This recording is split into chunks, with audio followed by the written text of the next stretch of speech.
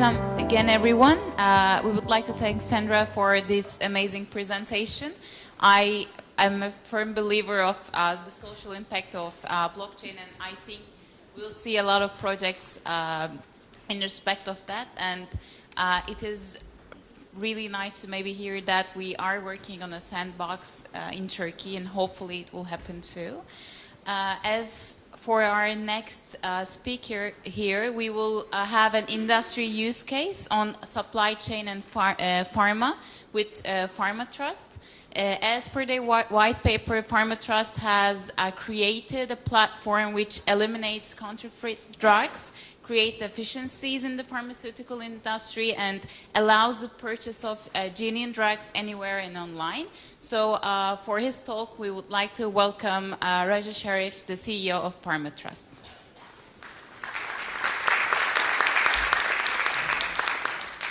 Good morning, everyone. It's great to hear everyone talking about mobile phone apps and supply chain, because that's exactly the area we deal with.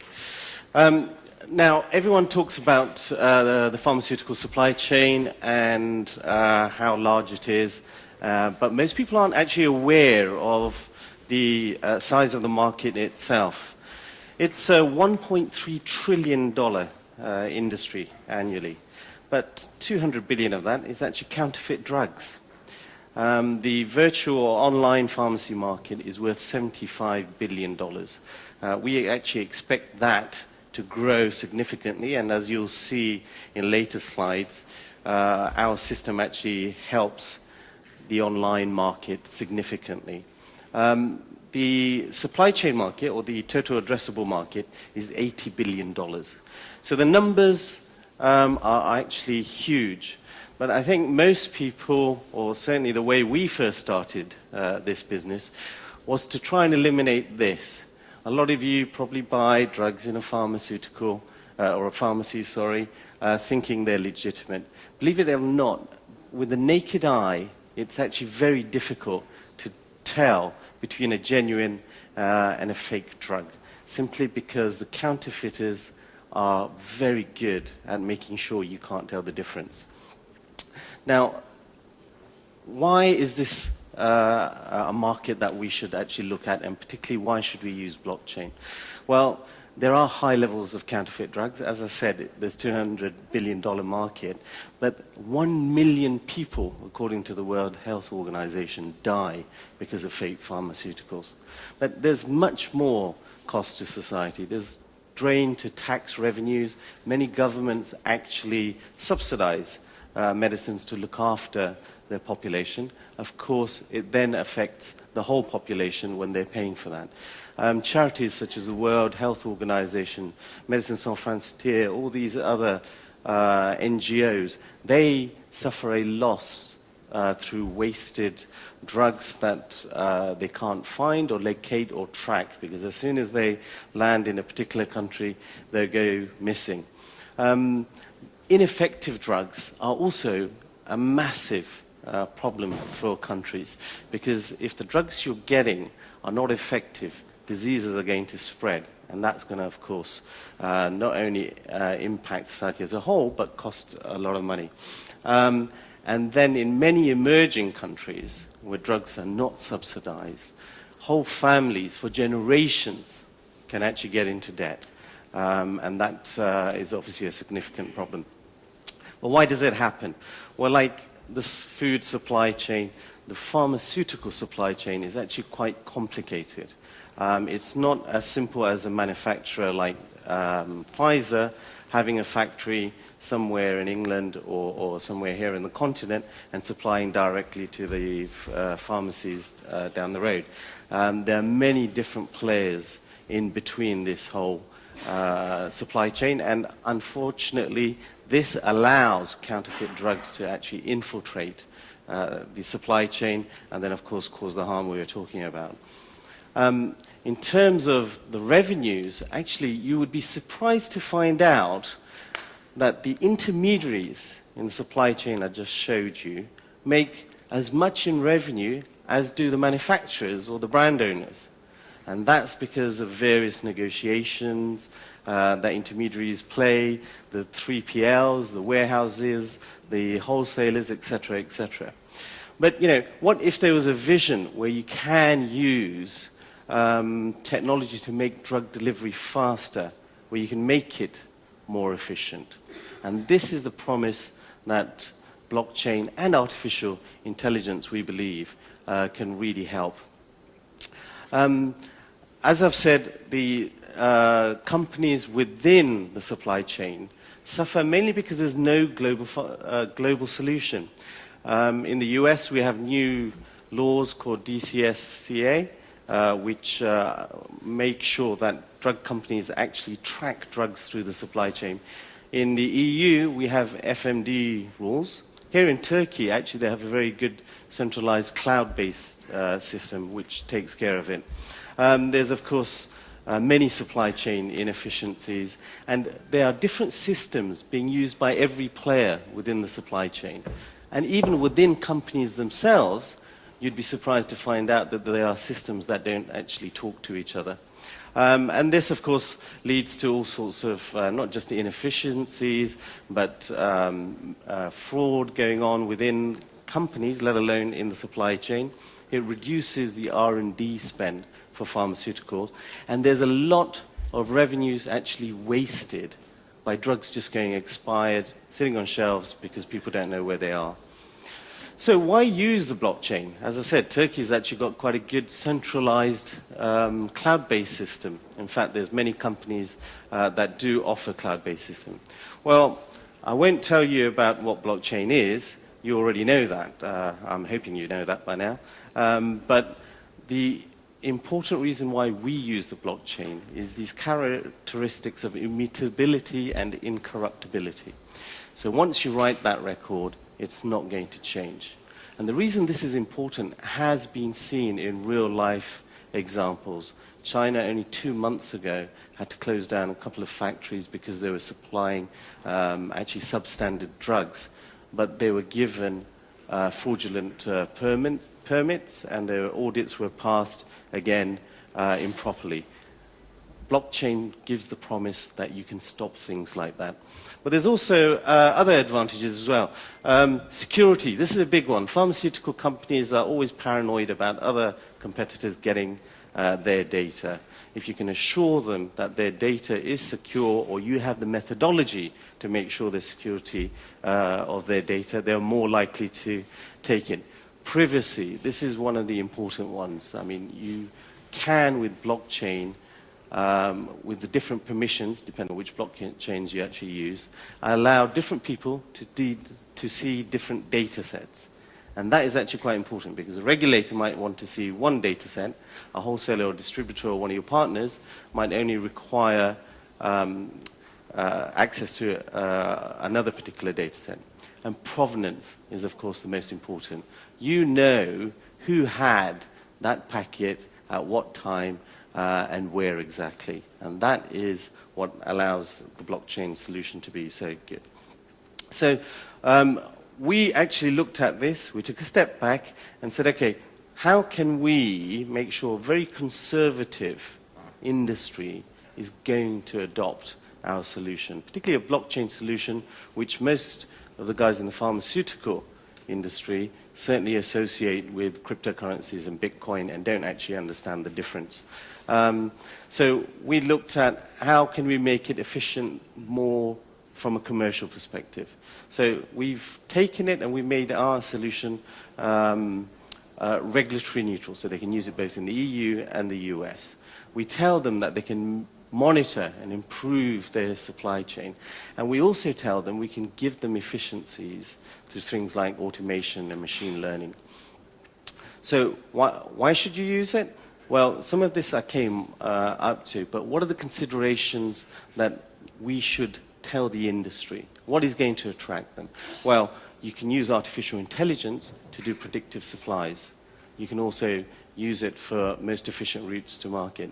But the interesting thing is, because of the smart contract concept, you can automate many of the processes. You can automate payments, tax compliance, audit, and you can have real-time reconciliation depending on how you actually use the various chains.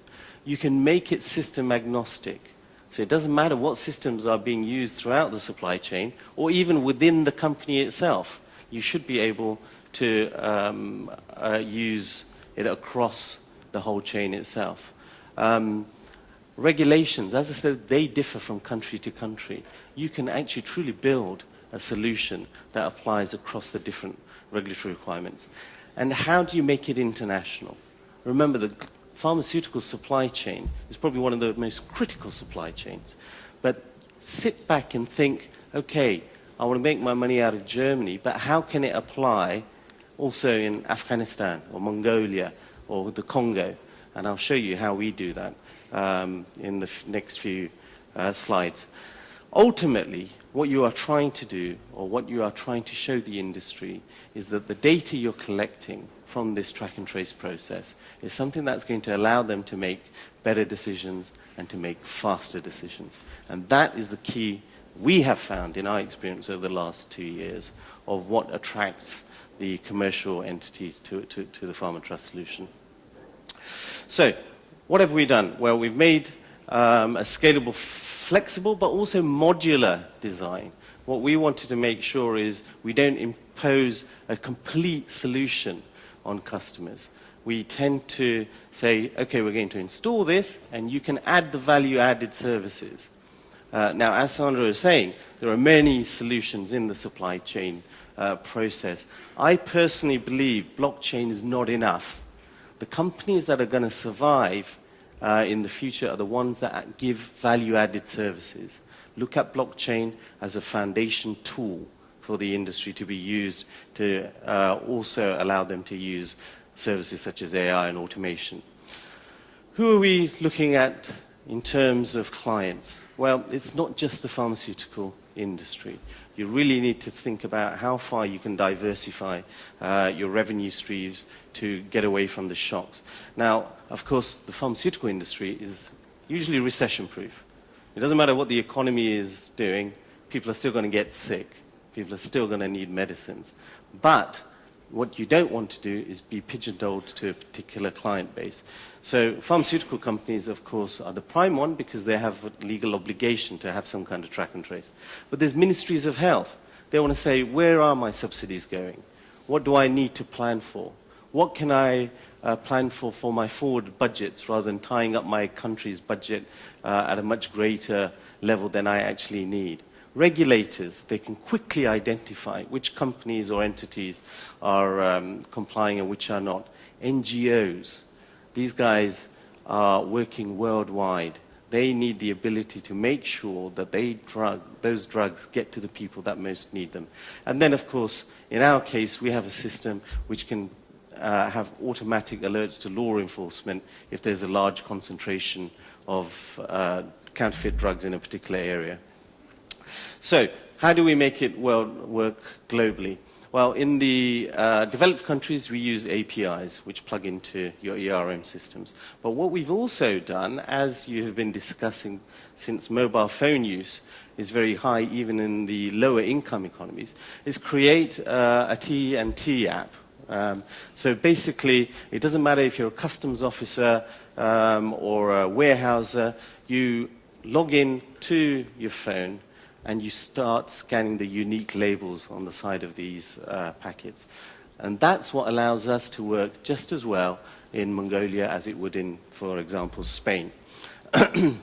Our solution works across all the platforms. It doesn't matter whether you're using SAP or Oracle or any other ERM system, we'll plug into it. And we use GS1 standards to make sure that the data sets that we get are actually effective. Then what do? We provide bespoke data dashboards for the ministries of health, for the pharmaceutical companies, regulators, etc., which actually help them understand and plan and see where drugs are infringing. But ultimately, you have to be able to engage the customer. And that's why we have a free app that customers at the end, anywhere in the world, can check their medicines. So, my clicker is obviously not authentic because it stopped working. Ah, there we go. Oh. Do you just push it back for me?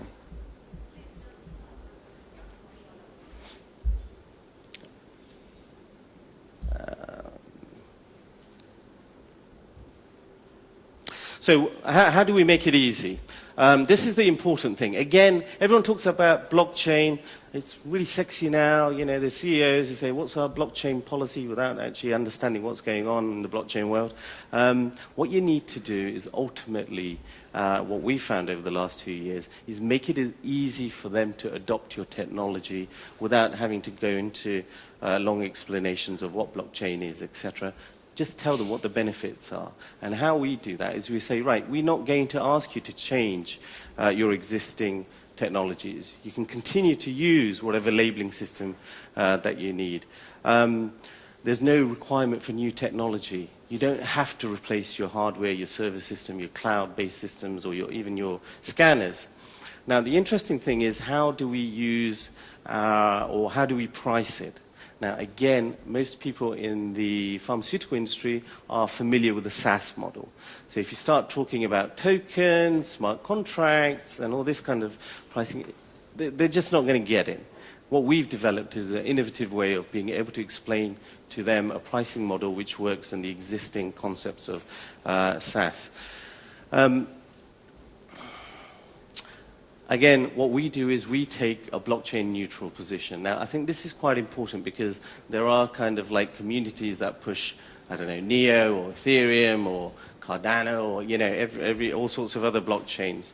We believe this is like the mid-90s. I'm sure some of you remember MSN Explorer or Netscape or Ask Jeeves or all these other internet search engines. Where are they now? Actually, we don't know. Everyone seems to be using Google or some other derivative. And that's, again, being taken over by other organizations. Remain system neutral, but sensor neutral. So we can work with RFID chips, NFC chips, as well as the 2D or 3D labels. And there's all sorts of other benefits you can talk to your clients about, particularly about being future-proof. That is probably one of the most important assets.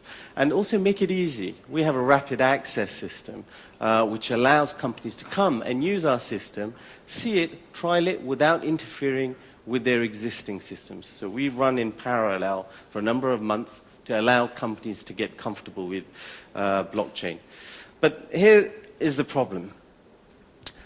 If you look at the numbers in the pharmaceutical supply chain, and this is not for pharmacies, this is mainly for shippers and 3PLs.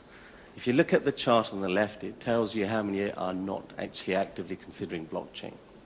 And most of it is about education. Many people don't understand how blockchain works in the industry that we're trying to focus on. So we have to spend a lot of time trying to do webinars and presentations to our industry folk to show them what these benefits that I've shown you before. Now, most of this talk was about counterfeit drugs, but look at where it is on the list of importance for the industry players. It's pretty much near the bottom, right? And that's because ultimately the pharmaceutical industry, like any other industry, is about making money and profit. So as long as you can help them meet their regulatory requirements or reduce their costs and give them efficiencies, then they will take it up. Counterfeit drugs by many companies is just seen as a cost to sell, unfortunately. So why does the pharma industry actually need change? Now, these numbers come from McKinsey. They can probably save $25 billion in inventory savings by becoming more efficient. There can be a 50% reduction over capacity. In the US, every year, $3 billion of drugs are wasted sitting on shelves in a particular warehouse or pharmacy. Just imagine if there was a system that 18 months, 12 months, or even 6 months before they become expired, gives them a notification to move it to somewhere where it's needed. Okay? And having a flexible system itself will have savings of about $2 billion. But the important thing is the pharmaceutical industry is waking up to this. This is a quote by Dr. Yitzhak Petersburg from Teva, which is a large American pharmaceutical company. And he's recognized that their competitors aren't the Novartises, the Pfizers, and the Johnson & Johnsons. It's companies like Amazon and Google. And we know this because Amazon has bought PillPack quite recently, and they've had aspirations to get into the pharmaceutical business. Apple Healthcare are recruiting heavily with their pharmaceutical division. Ultimately, the larger companies have recognized that they have to work with smaller companies and startups to get the efficiencies they need. Now, what I must tell you is we're not a concept. We are actually working product. And we've integrated our system with a company called Systec. This company has been going for 30 years in the US, and they provide track and trace services to over 600 pharmaceutical companies. The great thing is we've installed it into their system, which is already installed in their client system. It gives us access to all their clients, and so if they want to switch over to blockchain to see it working in real time, it literally takes 1 day. That's the added value that you have to provide as a blockchain company in making it easy at the commercial level. And we believe these kind of assets and strategies are the ones that you will need to survive long term in the blockchain space. Thank you very much.